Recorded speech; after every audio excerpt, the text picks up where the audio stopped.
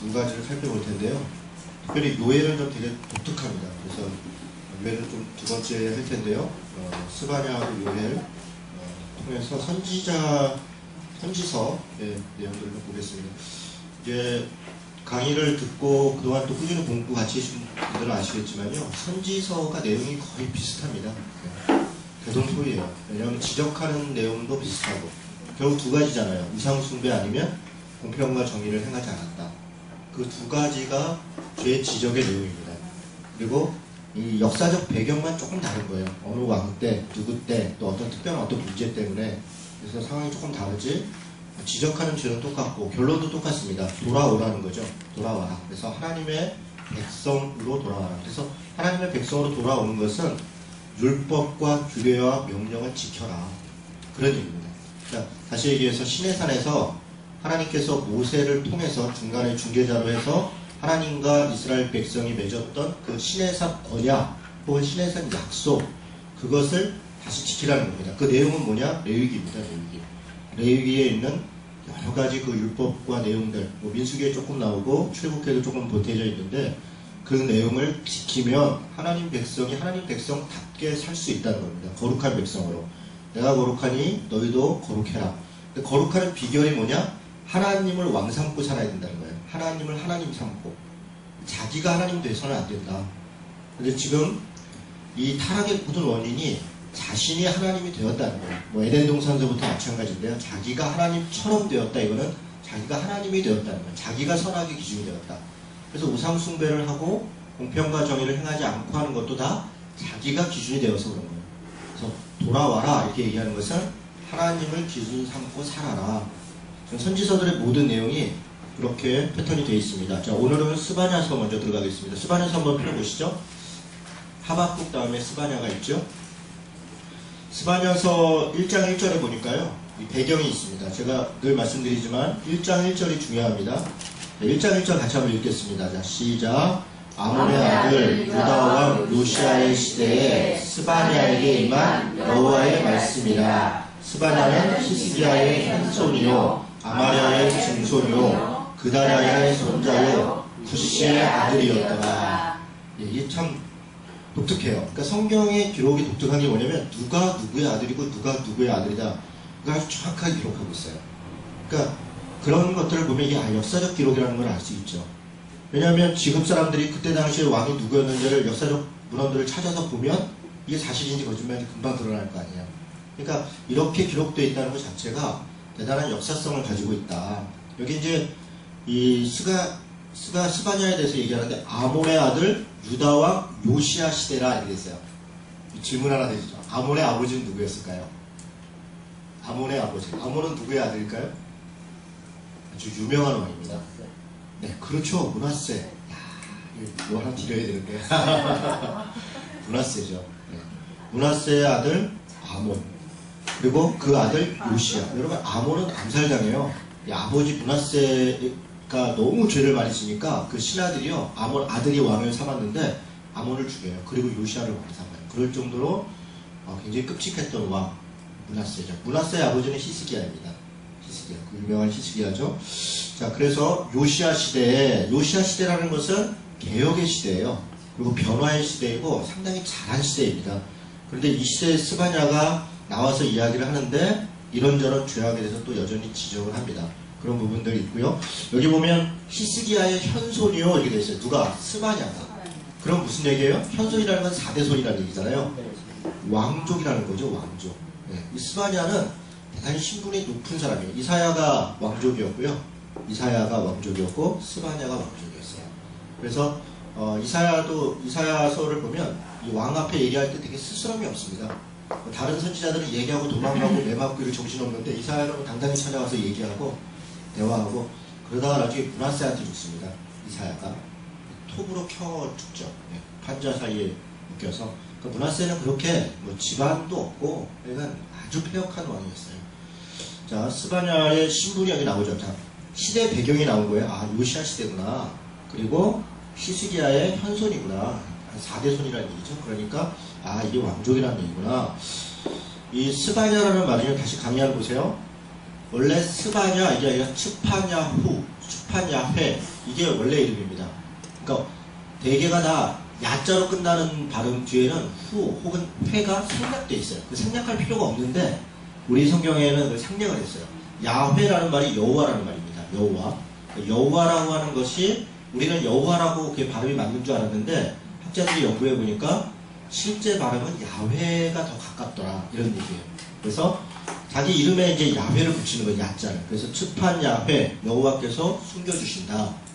여호와께서 보호하신다 이런 뜻입니다. 이사야도 마찬가지입니다. 예사야후 그 뒤에 숫자가 있죠. 예레미야회 이렇게 들어갑니다. 다 야로 끝나는데 야라는 말은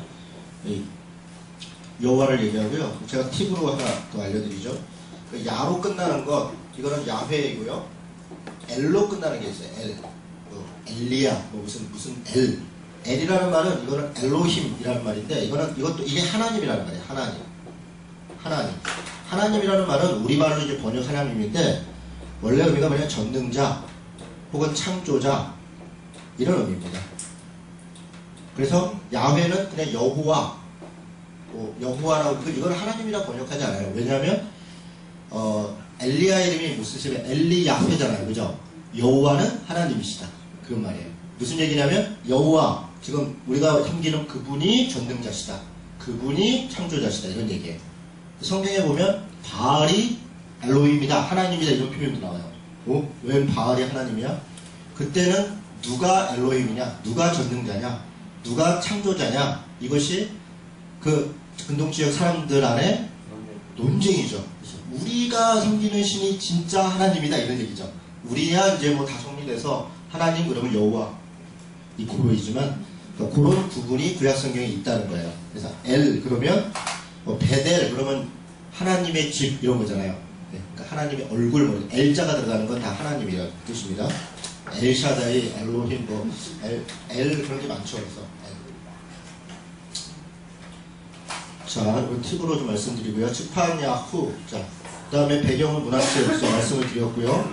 이 내용을 가만히 보면 요시야 시대이긴 한데 이 죄악들이 막 굉장히 나와 있는 거 보니까 요시야 때는 걸 다 개혁하거든요. 요시야가 본격적으로 종교개혁을 하기 이전인 것 같아요.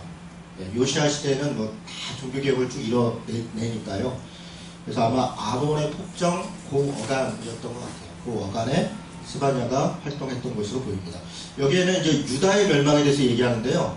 가만히 읽어보면 단지 유다만이 아니라 우주적 멸망, 다시 얘기해서 마지막 심판 때를 얘기하는 것 같은 얘기들이 있어요. 자, 이런 것을 구약성경도 그렇고 신약도 그렇고 이제 예언이 나와요. 예언. 미래에 대한 원래 예언은 미래 예자가 아니라 맡을 예자입니다. 예언, 선지자 예언. 그래서 말씀을 그대로 전하는 거예요. 그래서 우리가 선지서를 읽을 때, 성경을 읽을 때 조금 이제 착각하면 안 되는 게 성경에는 누구 개인의 미래에 대해서 뭐 점쳐주고 이런 게 거의 없습니다. 아주 특별한 경우에 무슨 왕의 뭐 죽음을 얘기한다던가 뭐 그런 정도죠. 그거는 그 하나님의 역사 속에서 이야기를 하는 거지. 개인이 뭐 근데 요즘 이제 어떤 목회자를 찾아가서 우리 애가 어떻게 되겠어요? 뭐가 그래서 뭐 점쳐보니 뭐 기도해보니 뭐 산대 뭐 붙는데 이거는 우리 기독교 목사가 할 일이 전혀 아닙니다. 이건 누가 하는 거냐면 점쟁이가 하는 거예요. 원래 구약에도 그런 사람들이 있었어요. 점치던 사람들이. 꿈으로 점치고, 뭐 무슨 쌀로 점치고, 뭐 무슨 이렇게 동물 잡아갖고 갈라가지고 점치고 이런 것들이 있어요. 구약에도. 근데 목사들이 그런 점을 치고 있는 것은 목사의 길을 포기하는 거예요. 무당 짓을 하는 거죠. 사실. 무당 짓을. 그거는 성경이 얘기하는 예언이 아닙니다. 그래서 저한테 와서 뭐 묻지 마세요. 목사님 내가 뭐 어쩔까요? 내가 어떻게 알아요? 열심히 공부하면 붙고 뭐 공부 어때서 떨어지겠지. 그걸 제가 우리 집 애도 내가 잘 모르는데 저도 제 앞길도 잘 몰라요. 제가. 그러니까 그 앞길 자꾸 묻지 마세요. 그 예언이라는 게 그런 예언이 아니라 하나님의 말씀을 전해요. 그러니까 이 구약에서 예언도 마찬가지고 신약의 예언도 마찬가지고 어디가 멸망할 거다라는 것은 하나님께서 지금 너희들 회개하지 않으면 이런저런 징계와 멸망이 있을 것이다. 그거는 국가적 미래에 대한 어떤 하나님과의 관계 속에서 얘기를 하는 거잖아요.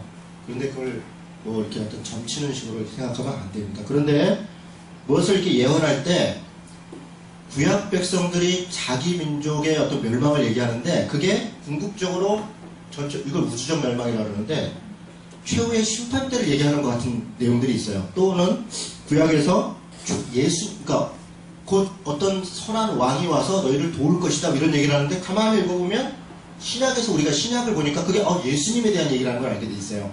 그러니까 짧게는 그때 당시에 어떤 회복과 또 소망에 대해서 이야기를 하는데 신약에 이것을 인용하면서 이게 또 예수님 시대, 그 재림 시대를 얘기한다. 그러니까 어떤 하나의 문장 안에 두 가지 의미들이 포함되어 있는 거예요. 그래서 이거를 원근 통시법이다. 그렇게 신학 그러니까 짧고 멀게 바라본다는 거예요.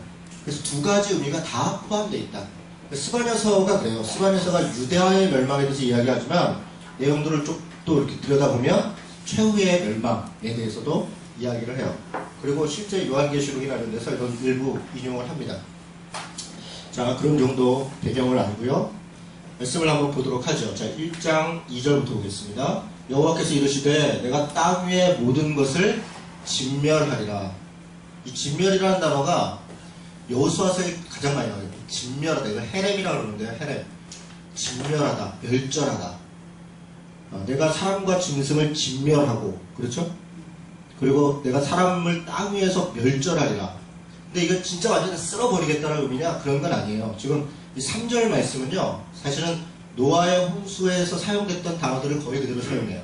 그러니까 지금 스바냐는 이런 멸망의 때 마치 하나님께서 물로 온 인류를 다 쓸어버린 것처럼 그런 엄청난 진노가 있을 것이다 라고 하는 걸 얘기해요. 근데 실제로는 이 스바냐서에 나중에 나오겠지만 물로 심판이 아니라 불로 심판해요. 1장 18절에도 보니까 질투의 불에 삼켜질 것이다. 이런 이제 표현들이 있고요. 3장 8절도 불로 그래서 그러니까 이게 진짜 불이 아니라 하나님의 진노가 임한다는 거예요. 불처럼. 그래서 의미가 좀 다르죠.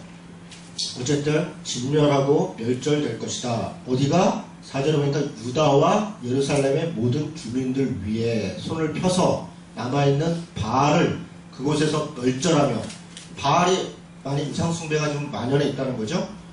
그 말이 밑에 있는 말과 이거 다 우상숭배를 얘기하는 겁니다. 우상의 이름들이에요.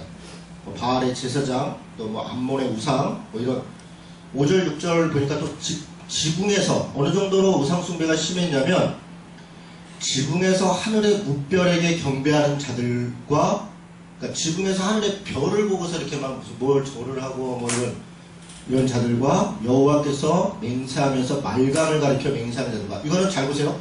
여호와께 맹세하면서 여호와를 섬기지 않는 게 아니에요. 여호와도 섬기고 우상도 섬기고 여호와도 섬기고 우상도 섬기고 교회도 다니고 점도 치고 이런 거죠. 교회도 다니고 점도 치고 재밌죠. 이런 그런 분들이 많아요. 누가 더 신령한가? 우리 목사님이 신령한가? 점쟁이가 신령한가?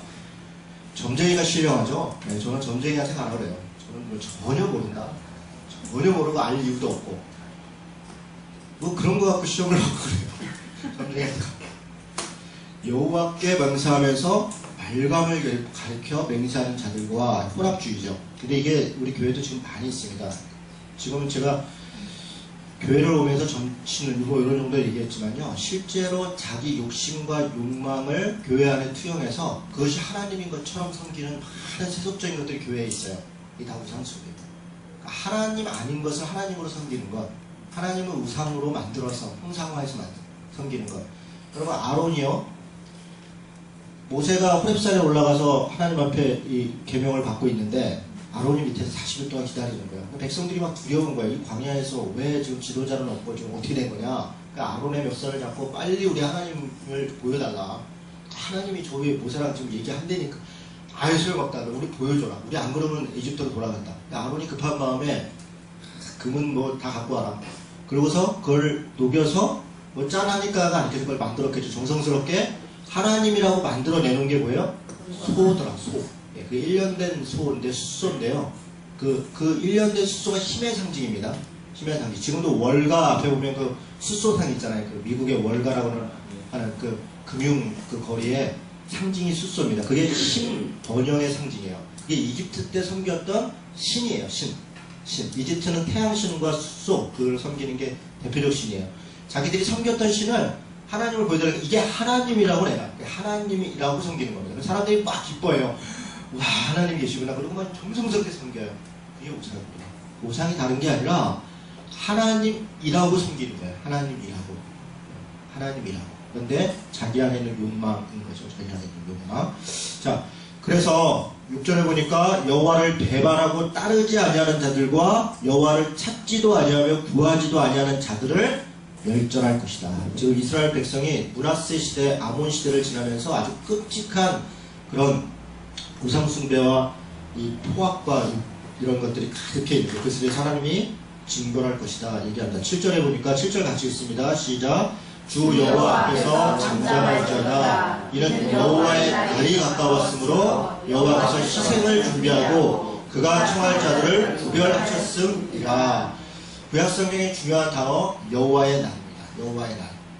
남은 자. 여기 이제 18절에 보면 남은 자라는 18절이 아니고요. 저기 3장 13절에 보면 남은 자라는 단어가 나오는데 선지서에 가장 많이 쓰여지는 핵심적 개념이 남은 자 여호와의 날입니다. 여호와의 날이 있다.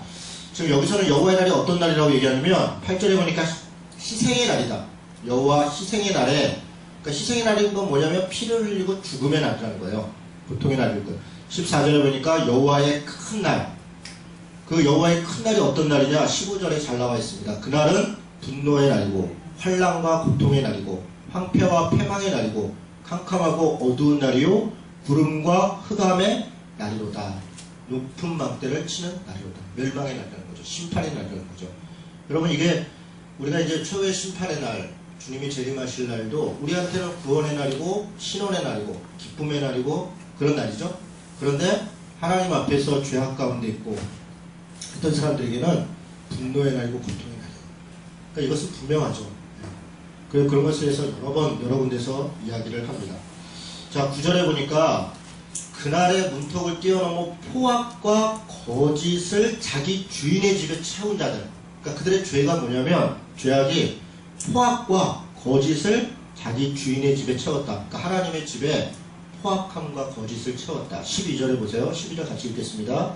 그때 내가 예루살렘에서 찌꺼기같이 가라앉아서 마음속에 스스로 이르기를 여호와께서는 복도 내리지 아니하시며 화도 내리지 아니하시리라 하는 자를 등불로 두루 찾아 말하리니. 이게 사실 우리의 태도예요. 여호와께서는 복도 내리지 않고 화도 내리지 않고. 뭐냐면 이때 이 장면은 뭐냐면 하나님을 완전히 우습게 하는 거예요. 우상 숭배를 하는 이유가 뭡니까?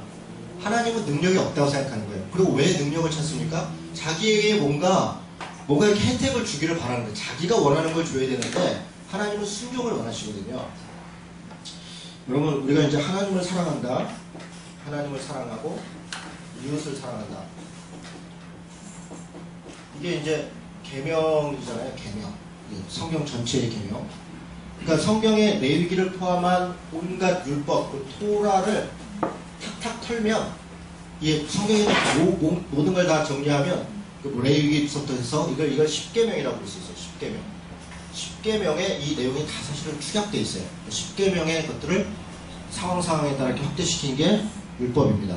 이 10계명을 탈탈 털면 이 두 가지예요. 하나님의 사랑, 인간에 대한 사랑. 이 두 가지로 나누어집니다. 하나님을 사랑하고 인간을 사랑한다. 사실은 구약성경에, 신약성경에 하나님을 사랑하는 것 같이 내 이웃을 내 몸같이 사랑하라 할 때 그 같이, 거기서 사랑이라는 단어는 사실 원래 하나예요. 거기 사랑이 두 단어가 들리는 게 아니라 하나님과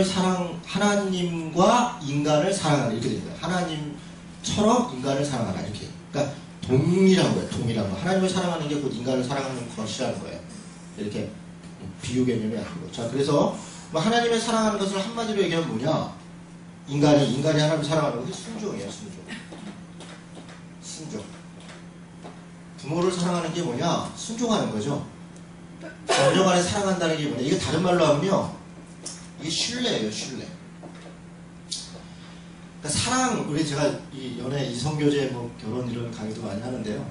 사랑이 뭐냐? 사랑이. 문문의 씨앗이냐? 사랑은 이 신뢰의 제일 끝이에요. 믿는 것. 가장 믿으면 그게 사랑이에요. 사랑이 떨어졌다는 것은 감정이 그런 게 아니라 신뢰가 떨어졌다는 거야. 저 남자 못 믿겠다는 거야. 사랑하지 않는다. 물론 사랑하지 않는 행동을 하니까. 어쨌든 신뢰. 그러니까 순종, 왜 누가 누구에게 왜 순종해요? 신뢰하니까. 믿을만하니까. 신뢰하는 거예요. 순종하는 거예요. 어쨌든 이렇게 하나님을 사랑하는 것은 순종이고, 그 인간을 사랑하는 것은 뭘까요? 인간을 사랑하는 것은 그게 봉사예요. 사랑한다. 나눔이고 봉사. 서비스. 다른 사람 섬기는 거. 이게 사랑의 표현이에요. 다른 사람을 잘 이렇게 섬기지 않는데 사랑한다? 사랑하는 게 아니에요. 그래서 이걸 두 개 합치면 우리 인간 가운데요. 부부간에도 사랑한다고 말로 하는 건 다 꽝이에요. 물론 그 표현도 괜찮긴 한데 사랑은 표현돼야 돼요. 이렇게. 표현. 그러니까 아내가 진짜 하루 종일 일하고 와서 밥하고 설거지하고 너무너무 힘든데 남편이 이렇게 누워갖고 TV만 보고 있으면서 사랑해 여보, 이거 사랑하는 게 아니에요. 진짜 사랑하면 가서 설거지를 같이 하는 거야. 힘드니까 같이 뭐 청소를 하고 아내가 빨리 쉴 수 있도록 도와주는 거예요. 그게 사랑하는 거예요. 그러니까 표현되는 게 사랑하는 거예요. 아내도 마찬가지죠. 남편의 이런 것들. 그러니까 이렇게 이해가 돼서 이게 봉사예요. 교회에서도 마찬가지예요. 교회 사랑하고 하는 사람들은 봉사를 하는 거예요. 같이. 짐을 나누어지는 거예요. 같이 나누어지는 거예요. 그게 사랑의 표현이에요. 공동체의 표현은 나눔이에요. 뭐 이런 정도 얘기하죠.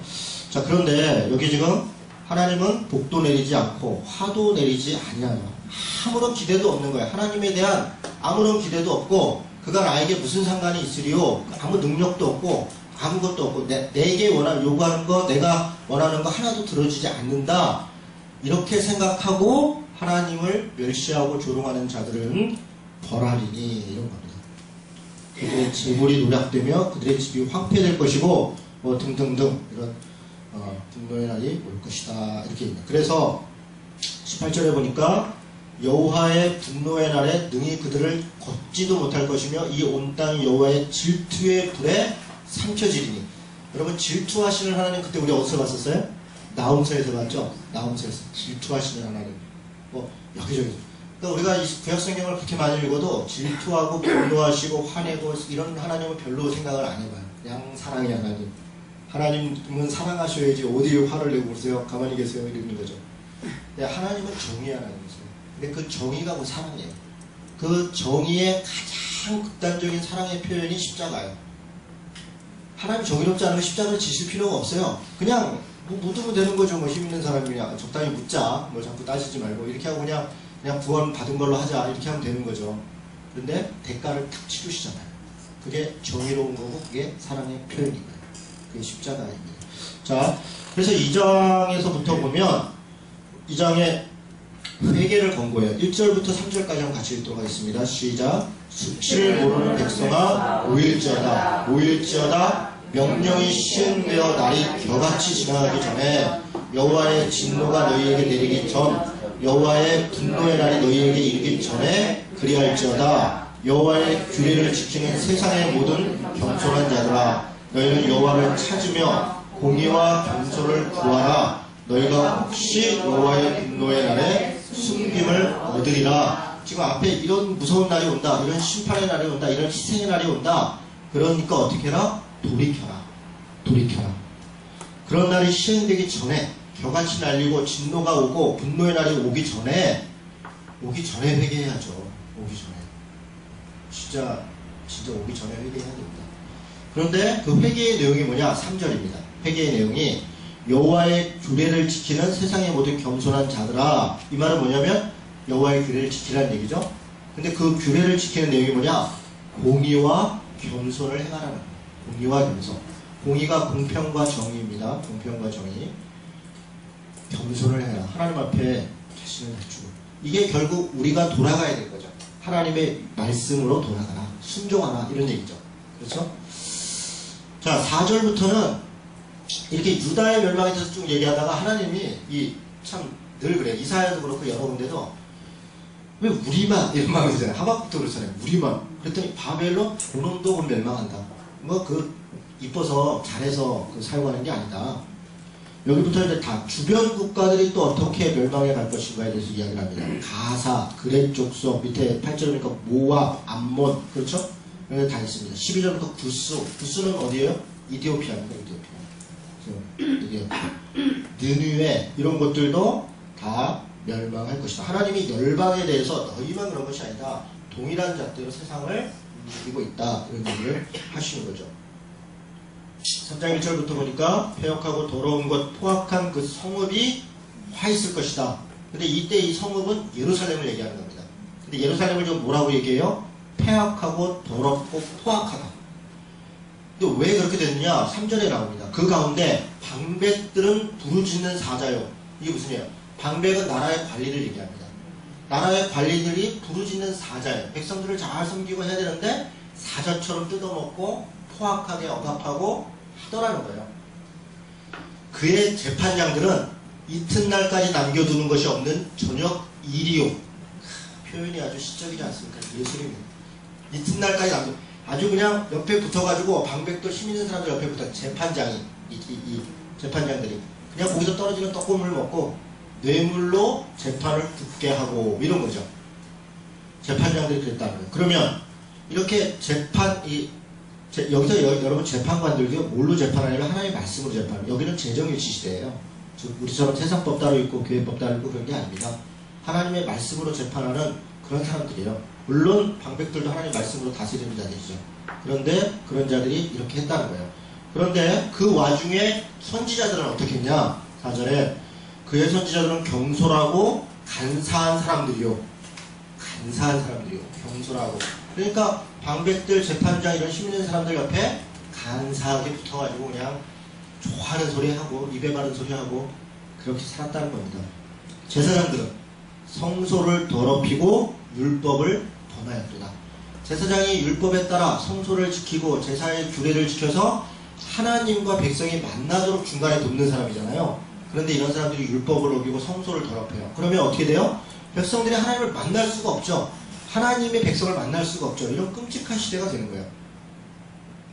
그 가운데 계시는 여호와는 의로우사 불의를 행하지 아니하시고 아침마다 빠짐없이 자기의 공의를 비추시거늘 불의한 자는 수치를 알지 못하는도다. 하나님이 포기하지 않으시고 끝까지 하나님의 사랑을 공의를 비추시는데 이들이 자기의 폐악 때문에 자기의 욕심 때문에 알지 못하더라. 그런 이야기들이죠. 3장 9절로 가보겠습니다. 그때 이제 회복의 날이죠. 회복의 날. 그때 밑에도 뭐 그날에 이런 11절에 보면 그날에 이렇게 있죠. 그러니까 구약성경에서 그때 그날 이런 건 되게 어떤 멸망의 날, 여호와의 날을 얘기해요. 여호와의 날. 13절에 보니까 이스라엘의 남은 자는 악을 행하지 아니하며 거짓을 말하지 아니하며 입에 거짓된 혀가 없으며 먹고 누울지라도 그들을 두렵게 할 자가 없으리라. 정직하고 깨끗하다는 거죠. 9절에 보니까 내가 여러 백성의 입술을 깨끗하게 하여 그들이 다 여호와의 이름을 부르며 한 가지로 나를 섬기게 하리니 하나님을 온전히 섬기는 날이 회복될 것이라는 거죠. 17절에 그래서 이렇게 하나님을 온전히 깨끗한 마음으로 섬기는 자들에게 하시는 말씀이 있는 거예요. 17절 같이 읽습니다. 시작. 너희 하나님 여호와가 너희 가운데 계시니 그는 구원을 베푸실 하나님 전능자시라. 그가 너로 말미암아 기쁨을 이기지 못하시며 너를 잠잠히 사랑하시며 너로 말미암아 즐거이 부르며 기뻐하시리라 하리라. 손이 깨끗하고 입술이 깨끗하고 마음이 깨끗하고 하나님 앞에 순종하고 정직한 자들을 하나님이 보시니까 저가 너무 기쁜 거예요. 참 저렇게 순전하고 깨끗한 친구들이 있구나. 너희 하나님 여호와가 너희 가운데 계시니 그는 구원을 베푸실 전능자라. 그가 너로 말미암아 기쁨을 이기지 못하시다. 어떻게 이렇게 폐역한 시대에 이렇게 하나님을 온전히 따르려고 몸부림치는 자들이 있냐. 그걸 보니까 너무 기쁘다는 거예요. 여러분 우리가 이런 자가 돼야죠. 우리를 보고 하나님이 참 그래도 너 때문에 봐준다 이런 거죠. 너 때문에 봐준다. 그래서 너를 잠잠히 사랑하시고 너로 말미암아 즐거이 부르며 기뻐하실 것이다. 하나님의 진짜 마음이죠. 하나님은 늘 이런 마음이 있으시고 우리를 사랑하시고 우리를 붙드시는 거죠. 자 넘어가겠습니다. 다 끝났네요. 그죠? 19절도 뭐 넘어갈 게 없고 뭐 그런 내용입니다. 자 스바냐서 1장에서 3장까지 내용이 결국 책망하고 그렇죠? 멸망을 선포하고 다시 희망을 얘기하고 돌이킴을 얘기하고 이런 내용들이 선지서의 기본적인 내용들이 잘 들어가 있죠. 네. 잠깐 쉬었다가 요엘서로 가겠습니다. 오늘은 12시 안에 끝납니다. 네. 그럼 이제 오늘 요엘서는 잘 들으셔야 됩니다. 왜냐하면 요엘서가 오해가 많아요. 오해가 많아요. 특히 이제 뭐 종말론 하시는 분들이 요엘서를 가지고 이런저런 장난을 많이 치십니다.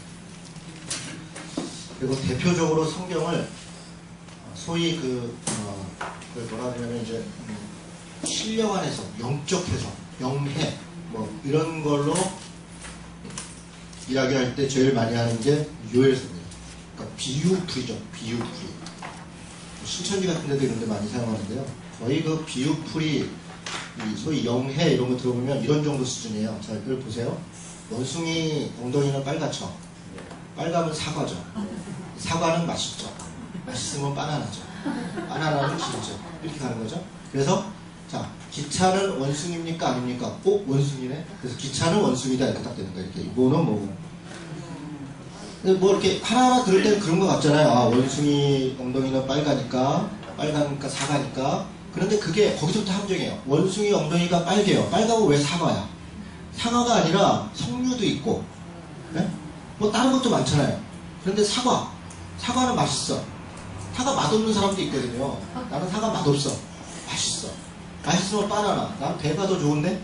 그러니까 이런 뭔가 다른 가능성 해석을 다 차단하고 그냥 어떤 마치 정말 주일학교 유치원 아이들에게 그 가르치듯이 유치원 아이들은 그렇게 연상작용으로 가르치죠. 그러니까 그런 정도 수준으로 성경을 해석하고 얘기하는 게 영해라는 거예요. 자기만이 깨달은 것처럼. 근데 그 단어가 제가 지금 원숭이 엉덩이는 빨갛다. 빨가면 사과가 아니고 딴 것도 있는데요. 이렇게 얘기한 게 앞뒤 읽어보면 사과가 아니야. 거기 배를 얘기하고 있는데 사과래. 그리고 쭉쭉쭉 가서 바나나는 원숭이죠. 이러면 아멘. 그리고 앉았으니까 이게 문제예요. 이런 식의 이런 이제 알레고리적 해석이라고 신학적으로는 그걸 알레고리적 해석이라고 하는데요. 소위 영해, 비유적 풀이 이 함정이 너무 많습니다. 쉽게 얘기하면 말하는 사람 마음이에요. 뭐 그냥 이때는 이 말이고 저때는 저 말해도 물론 몇 가지 이제 이렇게 일관성 그 코드는 있는데 그러고 나면 그냥 처음 성경 공부하는 사람들은 그런가 보다 이러는 거죠. 자, 구약성경에 어머니, 하나님을 어머니로 이렇게 비슷하게 하는 부분들이 있죠. 몇 군데 막 찾아요. 하나님은 어머니예요, 아버지예요? 어머니네요? 이렇게 되는 거예요. 어머니 하나님. 하나님의 교회가 어머니 하나님이라는 거예요. 진짜 유치한 얘기예요. 그 말씀들 앞뒤를 보면 그런 얘기가 아니에요. 물론 하나님은 아버지냐, 남자냐, 그렇진 않아요. 하나님은 모든 걸 갖고 있는 거예요. 남성성과 여성성을 다 갖고 있어요. 그러니까 우리가 이걸 기록하다 보니까 남성들이 남성적 문화 속에 기록하다 보니까 하나님을 아버지라고 기록을 한 것인데 실제로 하나님은 남자냐? 아니죠. 하나님은 남자가 아니죠. 여자냐? 여자도 아니죠. 통하라고 있죠. 그러니까 그런 것들을 조금 더 이렇게 들여다볼 필요가 있는데 아주 단순한 논리로 가는 것 그런 게 영해예요. 제가 오늘 영해에 제가 영해로 이걸 풀어서 딱 하고 그 다음 제대로 된 걸 한번 알려줄게요. 그러면 재밌을 텐데 사람들 오 그렇구나 그러다가 그렇게 뭘 그래요. 그럴 정도로 성경을 대충 해석하는 거예요. 그리고 이 소위 권위가 있잖아요. 자, 이런 거 뭔가 배운 사람 같고 여러분 꼭 그렇지 않아요. 이 성경이라는 게 무슨 몇십일 금식하고 뭐 산에서 뭐 영빨 받고 막 그러고 나서 풀어야 다 그런 게 아니에요. 그냥 상식적으로 읽어보면 다 아는 거예요. 성경은 누구나 읽으면 다 압니다. 그래서 쉽다. 성경은 쉽다. 단지 말이 좀 생소하다. 어려운 말이 좀 있다. 그런 건 단어 크게 해주면 되잖아요. 국어예요, 국어. 국어를 잘 풀면 성경을 풀기가 더 쉽습니다.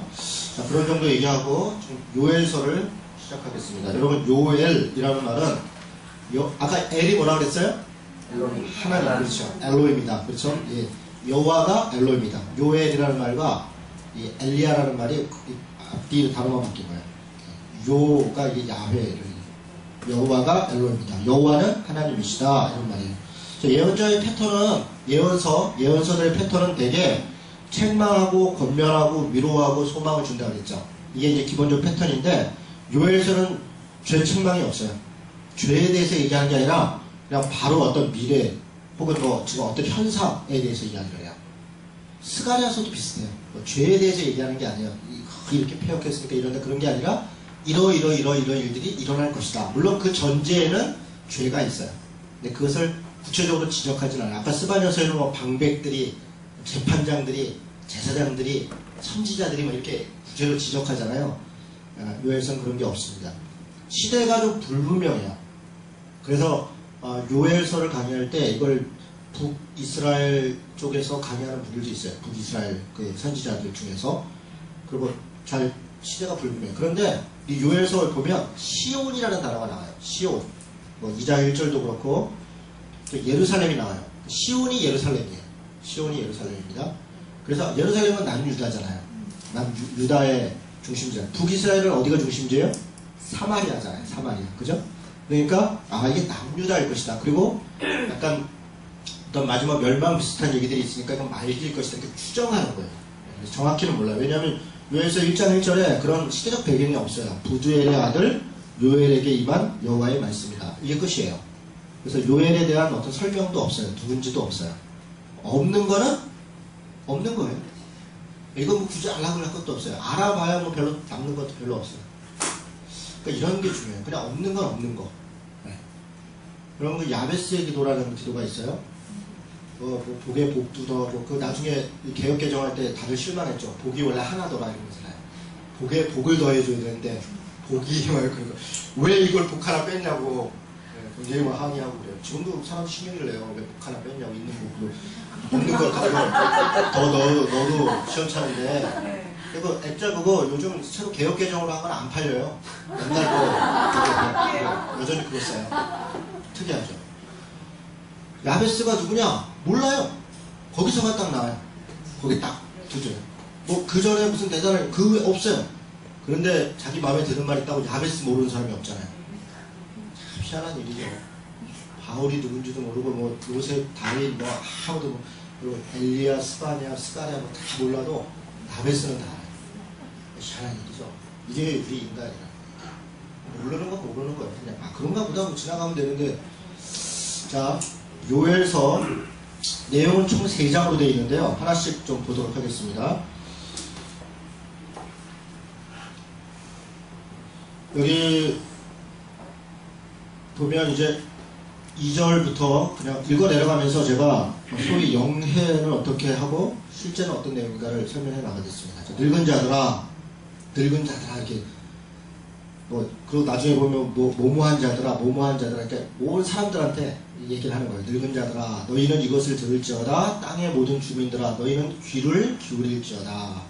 너희 날에는 너희 조상들의 날에 이런 일이 있었느냐. 즉 뭔가 얘기를 하려는 거예요. 뭔가 대단한 일이 벌어지는데 너희 조상 때도 없고 너희 때도 없었던 일이다. 그런 일이 있을 거다. 3절에 너희는 이 일을 너희 자녀에게 말해라. 이 일이 벌어질 건데 너희 자녀에게 말하고 너희 자녀는 자기 자녀에게 말하고 그 자녀는 후세에 말할 것이다. 가르치랍니다. 여러분 이게 중요합니다. 가르치는 거예요.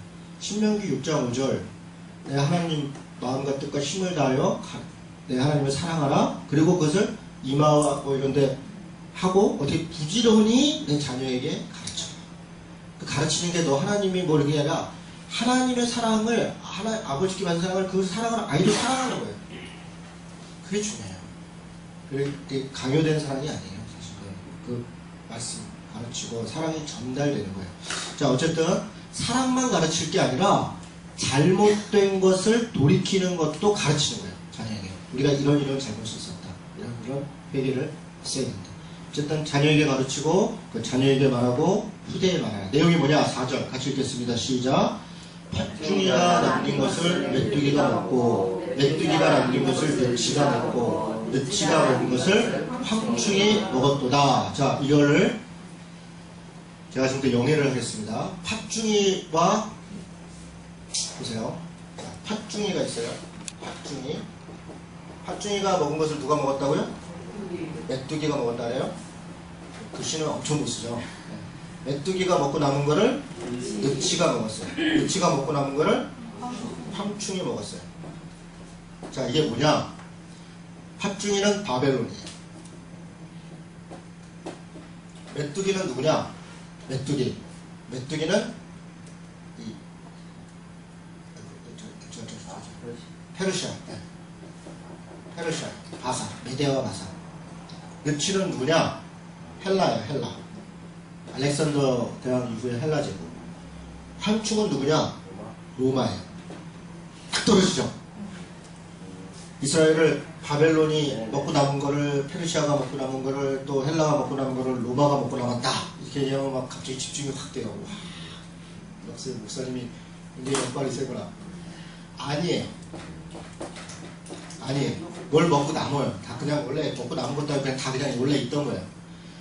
팥중이 그 메뚜기 늑시는 뭐냐? 다 메뚜기 과에 엄청난 메뚜기 떼가 온다는 거예요. 그 안에 팥중이도 있고 메뚜기 그냥 일로 먹는 거예요. 그래서 완전히 그냥 싹 쓸어가는 그런 엄청난 재앙이, 이 메뚜기가 나타나는 게 재앙이에요. 그리고 메뚜기가 한 지역을 쓸고 가는 거예요. 사진들 보니까요. 흔적도 없이 나는. 우리 이런 아시아 쪽은 좀 덜한데요. 저 유럽 쪽 그쪽은 메뚜기로 인한 피해가 엄청난 것 같아요. 메뚜기가 요만한 게 아니고요. 제가 사진 이만해요. 한 마리가. 이만해. 이런 것들이 막 쓸고 지나가는데 막 때로 온 사람. 다 그냥 메뚜기, 그 날라오는 메뚜기 종류들을 얘기하는 거예요. 계속 가봅시다. 아닌 것 같은데요. 바벨론 맞는 것 같은데요. 아니에요. 네. 계속 가봅시다. 엄청난 메뚜기들이 나와서 완전히 싹쓸이 할 것이다. 취하는 자들아 너희는 깨어 울지어다. 포도주를 마시는 자들아 너희도 울지어다. 이는 단포도주가 너희 입에 끊어졌습니다. 다른 한 민족이, 옛날 성경은 이족이 그래 있었어요. 이족이 이상한 족속이. 근데 이걸 제대로 잘 번역한 거죠. 그러니까 뭔가 좀 특이한 단어가 있으면 특이한 것 같아. 이족 그러니까 뭔가 이건 굉장히 좀 아마 영적인 무슨 집단이 오나 보다 이렇게 또 해석을 해요. 그런 거 아니고요. 그냥 한 민족이, 근데 이것도 민족이 온다는 게 아니에요. 잘 보세요. 한 민족이 내 땅에 올라왔음이로다. 그들은, 근데 그 민족에 대해서 지금 설명해요. 뭐라고 설명하냐? 강하고 수가 많고 그 이빨은 사자의 이빨 같고. 사자래요? 아니래요? 아니죠. 같고. 예. 이 오열서를 해석할 때 제일 중요한 단어가 같고예요. 같고로 안 하고 그냥 사자래 이렇게 해야 되니까요. 뭐뭐 같고, 비유로 얘기하잖아요. 비유로. 뭐뭐 같고, 어금니는 암사자의 어금니 같도다. 그러니까 뭔가 아주 굉장히 막 힘세고 막 그런 어금니 암사자 같은 막 날카로운 것들이 온 거예요. 그들이 뭘 하냐? 내 포도나무를 멸하며, 그쵸? 내 무화과나무를 긁어 말갛게 먹겠어. 자, 여기 보세요.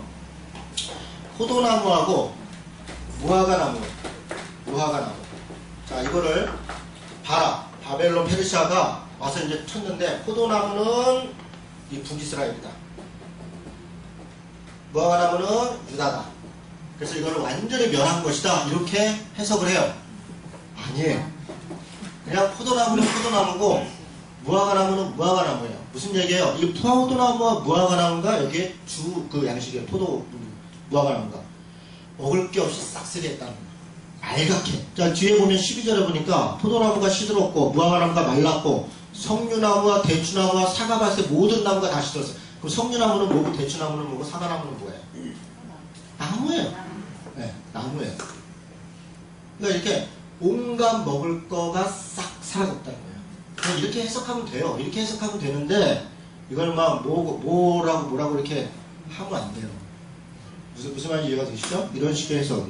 자, 8절에 보니까 뭐 이렇게 저렇게 해서 어쨌든 이렇게 싹 나눠갔다. 그리고 자 13절에 제사장들아, 이때부터 뭐냐면 그러니까 회개를 요청하는 거예요. 회개를. 제사장들아 너희는 굵은 배로 동이고, 무슨 죄를 졌는지는 얘기하지 않아요. 그런데 지금 회개를 요청. 굵은 배를 동이고 슬퍼 울어라. 제단에 수종하는 자들아 너희는 울저다. 하나님께 수종하는 자들아 너희는 와서 굵은 배옷을 입고 밤이 새도록 누울저다. 이는 소제와 전제를 너희 하나님 성전에 드리지 못함이로다. 너희는 금식일을 정하고 성회를 소집하라. 15절 슬프다 그날이요 여호와의 날이요. 그죠? 그날 여호와의 날이 가까웠으니 곧 멸망같이 전능자에게로 이를 것이다. 그러니 회개하고 돌이켜라. 자, 2장 1절에 보니까 뭐 기타 등등 이렇게 이런저런 그 재앙들이 있는 게 있고요. 시온에서 나팔을 불며 나의 거룩한 산에서 경고의 소리를 질러 이 땅 주민들로 다 떨게 하리니 이는 여호와의 날이 이르게 됨이라. 이제 임박했느니라. 곧 어둡고 캄캄한 날이고 짙은 구름이 덮인 날이라. 새벽빛이 산꼭대기에 덮인같이 이는 많고 강한 백성이 이르렀습니다. 자, 여기를 보세요. 뭔가 좀 까맣고 구름같이 있는데 뭔가 큰 백성, 아까도 한 민족이 왔다 그랬잖아요. 한 백성이 지금 왔다는 거예요. 이 백성이 누굴까? 바벨론이냐? 누구냐? 아니에요. 이제 계속 쭉 설명해 나갈게요. 4절 4절에 보니까 그 백성이 어떻게 생겼냐, 그 한 민족이 어떻게 생겼냐, 그의 모양은 어떻게 해요? 말 같고. 말이에요, 아니에요? 아니죠. 네, 말 같고, 그 달리는 것은 기병 같으며, 그들이 산꼭대기에서 뛰는 소리는 병거 소리와도 같고. 소리가 이 병거 소리가 건부를 사리는 소리와도 같고, 강한 군사가 줄을 버리고 싸우는 것 같으니 그 앞에서 백성들이 질리고 무리의 낯빛이 하얘졌도다. 그들이 용사같이 달리며, 용사가 아니라 용사같이 달리며 무사같이 성을 기어오르고 각기 자기의 길로 나아가되 그 줄을 이탈하지 아니하고. 어때요? 지금 메뚜기 생각하면서 보니까 조금 연상이 되죠? 피차에 부딪히지 않고 각기 자기 길로 나아가며 무기를 돌파하고 나아가나 상하지 않고 성중에 뛰어들어가며 성 위에 달리며 집에 기어오르며 도둑같이 창으로 들어가니 그 앞에서 진동하며 하늘이 떨며 해와 달이 캄캄하며 별들이 빛을 거두도다. 11절 같이 읽습니다. 여호와께서 그의 군대 앞에서 소리를 지르시고 그의 진영은 힘이 크고 그의 명령을 행하는 자는 강하니 여호와의 날이 크고 심히 두렵도다. 강할 자가 누구인가. 자, 그런데 이거 누군가? 뭐 대충 연상은 되는데 25절을 보겠습니다. 25절에 뭐 20절에도 보니까 내가 북쪽 군대를 너희에게 이렇게, 지금 이걸 북쪽 군대라고 표현하는 거예요. 그래서 아, 이게 북방에서 오는 뭔가 보다. 근데 25절에 같이 읽습니다. 시작.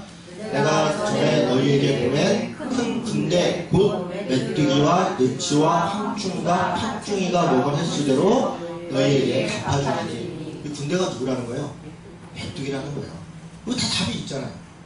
답이 있는데도 이걸 가지고 그냥 소위 용해하느라고, 하여간 뭐 포도주만 보면 다 그리스도의 보혈이래. 포도주만 보면 보혈이래요. 그리고 뭐 선한 사마리안 비유 같은 거 볼 때 뭐 가서 이렇게 뭐 포도주를 그리스도의 보혈로 그를 구하고 뭐 이렇게 그냥 거기서 얘기하는 게 내 이웃을 사랑하라는 거예요. 누가 이웃이냐? 고통받는 사람이 이웃이니까 도와라, 그런 얘기인데 그걸 갖고 또 소위 영해를 하니까, 그러니까 뭐 남 나눠주고 이런 건 절대로 안 하려고 그냥. 주님의 십자가로 다 그냥 퉁치려고. 십자가로 퉁치고 나는 그냥 가만히 못 받고 아무것도 안 하려는 거예요. 내가 얼마나 좋은지 그런 거 하지 마요. 그냥 있는 그대로 보고 내가 이렇게 해야 하는 거구나. 그럼 그렇게 하려고 했어야죠. 자, 12절에 그럼 2장입니다. 너희는 13절 옷을 찢지 말고 마음을 찢어라. 이게 지금 회개를 얘기하는 거예요. 회개. 옷 찢지 말고 마음을 찢어라. 무슨 얘기야? 마음으로 회개하라는 거야. 겉으로 회개하는 게 아니라 너희 하나님 여호와께로 돌아올지어다. 그는 은혜로우시며 자비로우시고 노하기를 더디하시고 인애가 크시사 뜻을 돌이켜 재앙을 날리지 아니하신다. 하나님이 이런 분이라는 거예요. 주께서 혹시 마음과 뜻을 돌이키시고 그 뒤에 복을 내리사 너희 하나님 여호와께 소제와 전제를 드리게 하지 아니하시는지 누가 알겠느냐. 그러니까 아까도 우리 스가랴에서 본 것처럼 그런 날이 오기 전에 어떻게 하라는 거예요? 회개하라는 거예요. 겉으로 이렇게 옷 찢지 말고 속으로, 마음으로. 너희가 시온에서 나팔을 불어 거룩한 금식일을 정하고 성회를 소집하라. 자, 18절. 그때에 여호와께서 자기의 땅을 극진히 사랑하시오. 이건 좀 회복의 때예요. 회복의 때. 그때 여호와의 날, 회복의 때죠. 그 백성을 불쌍히 여길 것이라. 그래서 20절. 내가 북쪽 군대를 너희에게 멀리 떠나게 하고. 아까 북쪽 군대가 뭐라 그랬어요? 메뚜기들. 이거 다 쫓아낸다는 거예요.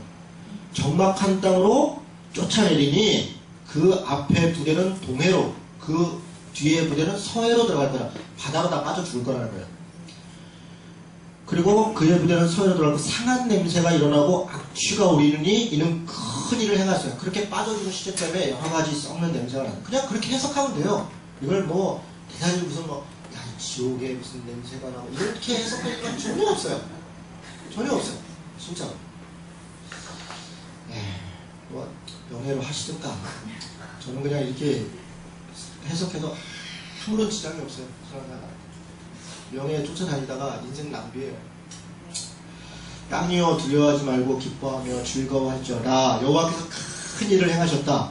뭐냐? 23절에 보니까 시온의 자녀들아 너희는 너희 하나님 여호와로 말미암아 기뻐하라 즐거워하라 그가 너희를 위하여 비를 내리시는데 어떻게? 이른 비를 너희에게 적당히 내리주시리니 이른 비와 늦은 비가 예전과 같으리라. 자 여기 보세요. 이 이른 비 늦은 비가 문제야.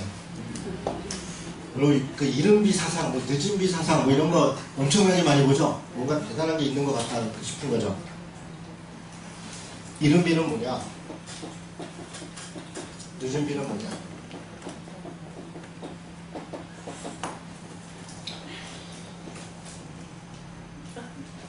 이제 소위 영해하는 분들이 이른 비는 이제 성령인데 오순절에 주시는 그 성령이라는 거예요. 오순절. 그래서 그냥 나에게 이런 늦은 비는 말세 때 이제 주시는. 그 뒤에 이제 뭐 마지막 때 뭐 늙은이가 뭐하고 이런 그 성령의 은혜를 이렇게 오순절 때 주고 또 주고 그래서 이런 늦은 비 이른 비가 소위 성령 신학하는 분들이 이런 거예요. 그래서 이른 비를 내게 주셨는데 소위 이게 예수 믿을 때 받은 성령의 은사. 그래서 뭐 방언 받을 때라 그래요. 그냥 쉽게 얘기하면 그 방언이 표징이죠. 그러니까 예수 믿는 거는 그냥 예수 믿는 성령이고 이걸 구분해요. 성령을. 그래서 예수 믿을 때 성령이 내주하고 그거는 믿는 거고 성령의 은사, 성령 세례라고 하잖아요. 성령 세례를 또 받아야 되는 거야. 그래서 그게 늦은 비다 이렇게 설명하는데 아니에요. 성령이 그런 게 하나도 없어요. 이른 비, 늦은 비.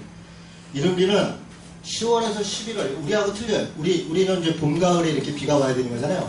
소위 파종기하고 추수기에 내리는 비예요.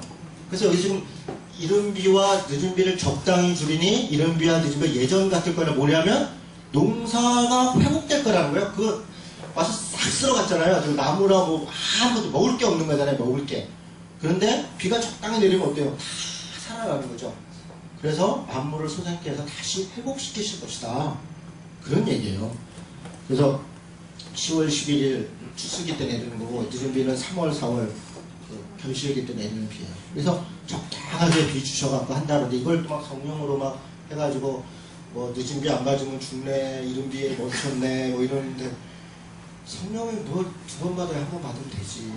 성령 충만한 아가 이거 좀 다른 얘기긴 한데요. 그러니까 무슨 말인지 이해는 되시죠? 네, 이런 정도 이야기합니다. 그리고 24절에 마당에는 밀이 가득하고, 그러니까 이른 비하고 늦은 비가 오니까 어떻게 해요? 마당에 밀이 가득하고, 독에는 새 포도주와 기름이 넘쳐나고, 내가 전에 너에게 보낸 큰 군대 메뚜기가 이걸 다 먹은 걸 내가 너에게 다 갚아주니까, 그럼 어떻게 됐어요? 너희는 먹되 풍족히 먹고, 너에게 놀라운 일을 행하신 너희 하나님 아름다움을 신성할 것이다. 이렇게 회복될 것이라는 거예요. 회복될 것이다. 28절 그 후에 내가 내 영을 만민에게 부어주리니. 자 여기서부터가 이제 중요해요. 뭐 그동안도 다 중요했는데 너희 자녀들이 장래일을 말할 것이고 늙은이는 꿈을 꾸며 너희 젊은이는 이상을 볼 것이고 그때 내가 또 내 영을 남종과 여종에게 부어줄 것이며 내가 이적을 하늘과 땅에 베풀리니 뭐 기타 등등. 그래서 32절에 누구든지 여호와의 이름을 부르는 자는 구원을 얻을 것이다. 자, 이 말씀을 그대로 누가 인용하냐면 사도행전에서 이용해요. 자, 그대로 두고 사도행전을 봅니다. 2장. 사도행전 2장.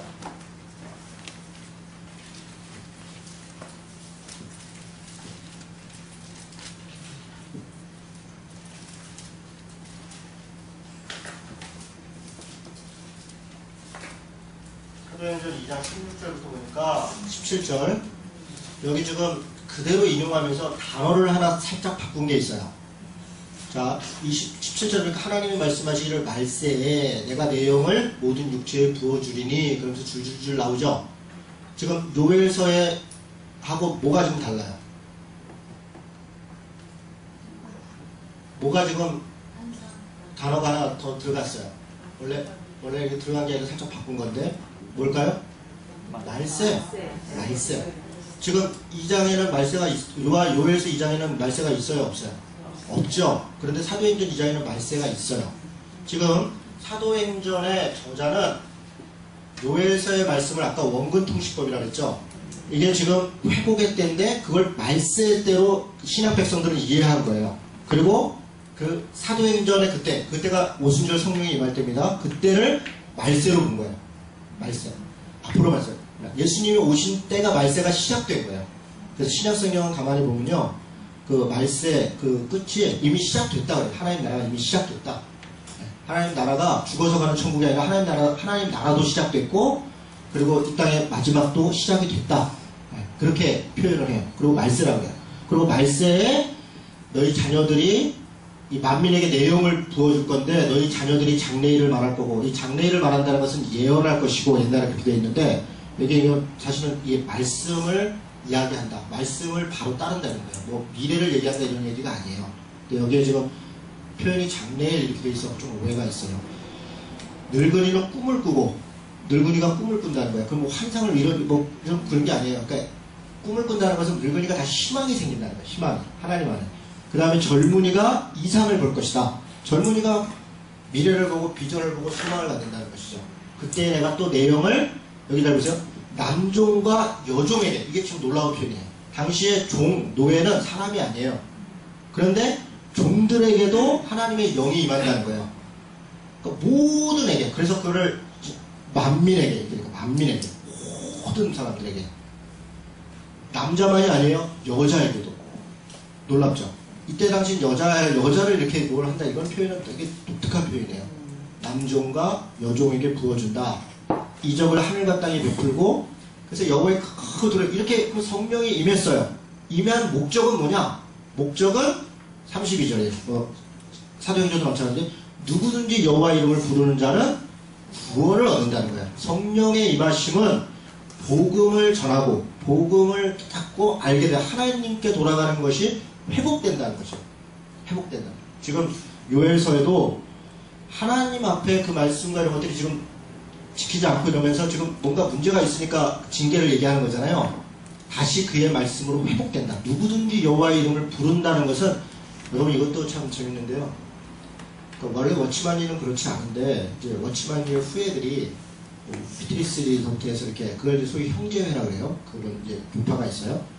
거기서는 누구든지 주의 이름을 부르는 자는 구원을 얻는다.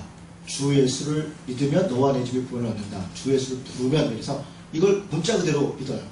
그래서 주님의 이름을 부르면 구원을 받는다. 그래서 다 같이 모이면 이렇게 해요. 다 우리 주님의 이름을 부릅시다. 주 예수 이렇게, 주 예수 이렇게 불러요. 그거 안 가보셨죠? 네, 저는 가봤습니다. 주 예수. 그래서 처음에는 저는 주님을 이렇게 기도하자는 것보다 그냥 진짜 이렇게 말 그대로 이렇게 믿어요. 주 예수. 주의 이름을 부른다는 것은 우리 주문처럼 이름을 부르는 게 아니라 하나님의 말씀을 따르고 순종한다는 거잖아요. 주의 말씀 순종하고 따른다. 그런데 이렇게 부르면, 그래서 거기서 이렇게 주 예수 이렇게 늘 그걸 해요. 그래서 뭐 약간 습관같이 우리가 마치 주여 삼창하고 기도해야 크게 영빨 있는 것처럼, 주여 삼창이 어디서 그런 짓을 모르죠. 다니엘서에 있어요. 주여 들으소서, 주여 구원하소서, 주여 응답하소서, 이렇게 그렇게 다니엘이 했다는데, 그렇다고 해서 우리가 주여 3번 불러야 돼요? 꼭? 한 번. 그러니까 막 뭔가 힘줘서 그냥 믿습니다. 그냥 뭐 그래야 진짜 믿는 거야. 그렇게 크게 하면 더 안 믿는 사람들이 원래 그러는 거예요. 그냥 믿습니다. 이렇게. 진짜 믿음 좋은 사람들은 믿습니다 그러고 많은데, 믿습니다 이런 사람들 나중에 사기친다니까. 내가 진짜 확실해 이거 보면 그 사람들이 사기쳐요. 그러니까 진짜 왜 그렇게 자꾸 막 힘줘서 막 그렇게. 그러니까 기도를 제가 이렇게 통성 기도를 하고 그런 걸 얘기를 하는 게 아니에요. 그러니까 왜 내가 그렇게 하고 있는가, 지금 이게 무슨 의미인가, 이런 게 그냥 습관. 그리고 그것을 마치 어떤 주술적인 것을 생각하죠. 주술적인 것을. 그래서 마치 주여 3번 외치면 더 큰 역사가 있다고 생각을 한다는 거죠. 근데 꼭 그렇지는 않다. 사도행전도 마찬가지입니다. 아까 우리가 읽었던 사도행전 2장도 지금 이런저런 말세 이런 일이 있을 건데, 21절에 누구든지 주의 이름을 부르는 자는 구원을 받을 것이다. 그리고 사도행전에 가만히 보면요, 성령의 역사 혹은 특별히 성령의 어떤 일들이 일어날 때 그건 다 복음 전하는 것과 연결되어 있어요. 성령이 와서 무슨 병을 고치고 무슨 어떤 일이 있어도 그게 다 복음 전하는 것과 관련이 된다고요. 그런데 뭐 개인이 복받고 잘 되고 그런 거하고 전혀 관계 없어요. 우리는 지금 소위 성령 집회 은사 다니는 게 다 자기 잘 되는 거 외에는 뭐 전혀 관심이 없잖아요.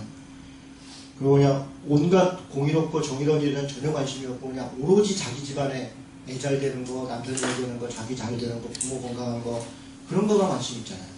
아니 그렇게 역발 좋은 사람들이 나라와 민족의 통일을 위해서 좀 기도하면 얼마나 금방 통일이 되겠어요. 그런 건 뭐 절대로 안 하고 그냥 하여간 뭐 남 잘 되고 도와주는 거는 알고 그냥 다 자기. 그건 뭔가 문제가 있는 거예요. 그런 걸 통해서 자기의 입속을 차리려고 하는 것은 물론 그런 기도를 다 드리는 것이 틀렸다 그런 얘기를 하는 거예요. 저도 우리 아이를 위해서 기도하고요. 저희 뭐 교회라든가 잘 되게 기도하죠. 그러나 그것이 우리의 목적은 아니에요. 일용할 양식으로서 내가 살아가는데 하나님 나라 일을 하는데 필요한 일용할 양식. 일용할 양식이라는 말은 반만 얘기하는 게 아니라 일용할 시간. 하나님 나라 일을 하는데 필요한 시간도 있고 재능도 있고 일용할 재능, 사람과의 관계 이런 걸 구하는 거예요. 적절한 거. 다시 얘기하면 풍성한 게 아니라 사실은 적절한 거예요. 적당한 거. 하나님이 우리에게 적절하게 주시면 그게 은혜죠. 감사하죠. 그래서 자족이 복입니다. 자족이 복이고 사실은 자족을 아는 것이 하나님 나라를 사는 것이다. 네. 죄는 뭐냐면 이 에덴 동산에서 선악과를 먹고 자기가 스스로 하나님의 선악의 기준이 돼서 죄가 들어왔다는 것은 결핍을 느껴요. 결핍. 뭔가 부족함.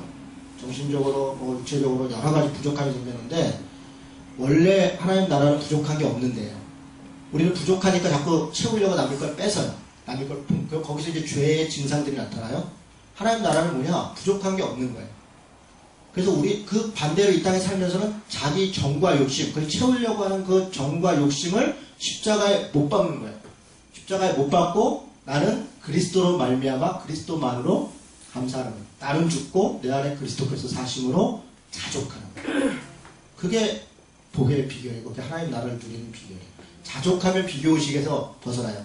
아유 집사님 왜 유부지 안 나왔어? 뭐 한다고? 아 뭔 일 있어서 안 나왔어. 아무런 스트레스를 안 받아요. 아 뭔 일 있어서 안 나왔어. 왜 스트레스를 받아? 비교하니까. 자족하니까. 저 사람이 나한테 어떻게 얘기할까? 나한테 뭐라 그럴까? 이 신경이 쓰이는 거예요. 물론 다른 사람을 신경 쓰고 예의가 있고 바르게 살아가는 건 중요해요. 근데 그게 아니라 비교, 체면 이런 것 때문에 아, 저 사람이 저런 거 했는데 나도 뭐 좀 더 해야지. 뭐 저런 거 샀다는데 야 우리 아들은 왜 깨제자하냐? 우리 애도 좀 뭐 좀 비싼 거 좀 이런 의식 자체 사는 게 얼마나 스트레스예요. 지옥을 사는 거야. 그런 게. 천국을 사는 거는 자숙하는 거예요. 빈부에 처할 줄도 알고 귀천에 처할 줄도 알고 일체의 비결을 배우느라 이런 사람은 세상에 어떻게 감당해요? 뭐 또 때린다 그러면 무서워해서 뭐 하고 뭐 돈 준다 그러면 쫄아가지고 그러고 뭐 이래야 되는데 아 때리거나 말거나 돈 뭐 아 됐어요. 고소 하세요. 그 사람 어떻게 감당해요? 나는 뭐 그냥 감옥에 있어도 감사하고 뭐 어디나 그 어디나 하늘나라 이러는 거잖아요. 그런 사람 감당이 안 되는 거예요. 그 사람은 이미 하나님 나라를 사는 거예요. 그리고 하나님 나라 가서 이 땅에 그렇게 사는 거 그게 하나님 나라예요. 하나님과 하나 되는 거예요. 자, 뭐 그런 정도하고 3장